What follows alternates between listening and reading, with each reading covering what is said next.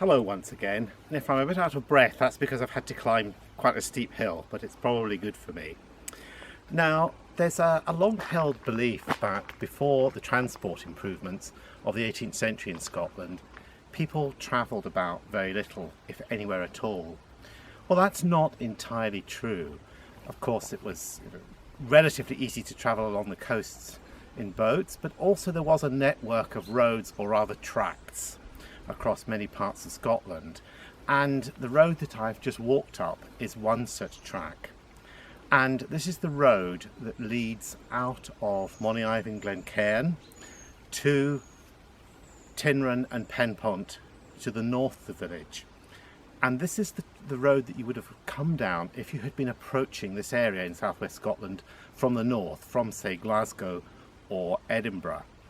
And it's quite likely that where I'm standing now, King James IV of Scotland may well have stood himself, because he was one of the many people who made a pilgrimage from either Edinburgh or Glasgow down through this area to Whithorn, and this is very likely, at least coming from Edinburgh, the route that he would have taken.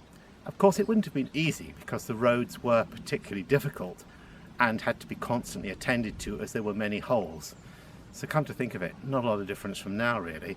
But anyway, local labour was often used to fill in these ruts by various landowners and Acts of Parliament.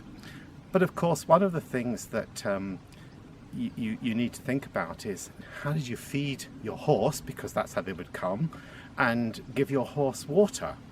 Well, one of the few surviving examples of a horse trough on this road is down here beside me. This stone trough, which you can see full of water between two trees here, has a stone wall behind it, and once upon a time this trough would have been filled constantly by water from a spring in the field behind me.